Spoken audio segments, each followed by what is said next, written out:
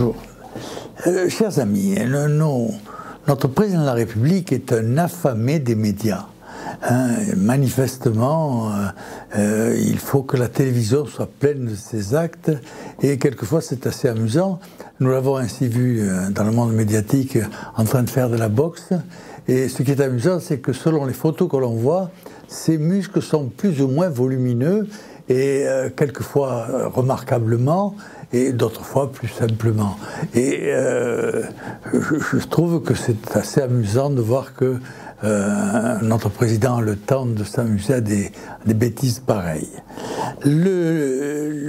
Notre point me paraît important, c'est la position de notre président de la République sur la guerre. La guerre est un sujet délicat. La guerre, il ne faut pas la faire, et si on la fait, il faut la gagner. Et quand elle est ingagnable, on ne voit pas qu'est-ce que notre pays et son président iraient faire dans cette problématique insoluble. Si l'on rappelle les faits, historiquement, la Russie, sortie du communisme, voulait rentrer dans l'OTAN. Les Américains voulaient à tout prix garder ce machin entre leurs mains et donc ont refusé que les Russes y rentrent. N'y rentrant pas, ils ont demandé à ce qu'il y ait un glacis militaire autour de leur territoire, ce qui n'est pas incongru, et je ne vois pas en quoi c'est gênant, parce que si c'est un glacis pour la Russie, c'est aussi un glacis pour l'Europe. S'il y a une zone de neutralisation, elle est bonne pour tout le monde. Là aussi, l'OTAN l'a refusé et a fait mieux, a voulu s'implanter jusqu'aux marches de la Russie, ce qui correspond à un état d'insécurité.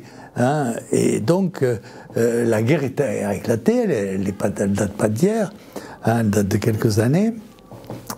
Et cette guerre est folle pour l'Europe. C'est une guerre qui est folle parce que il n'y a aucune raison de faire la guerre à la Russie.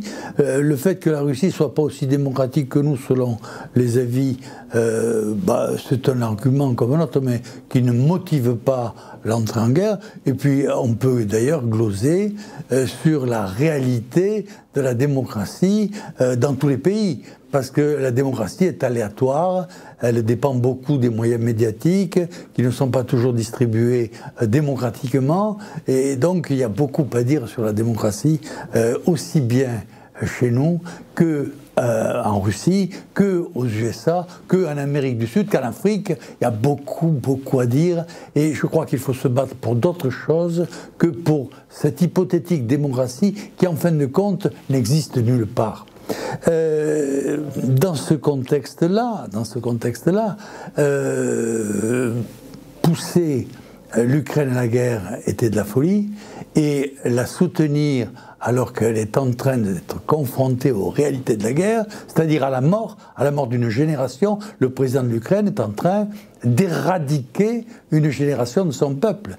Je pense que les historiens, si un jour il y a des historiens libres, feront un état des réalités de cette guerre-là.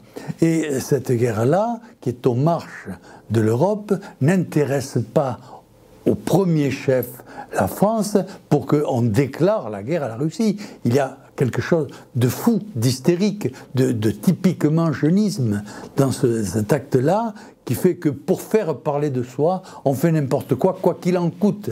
Et ce quoi qu'il en coûte, eh bien, il est tout à fait intolérable sur ce dossier-là.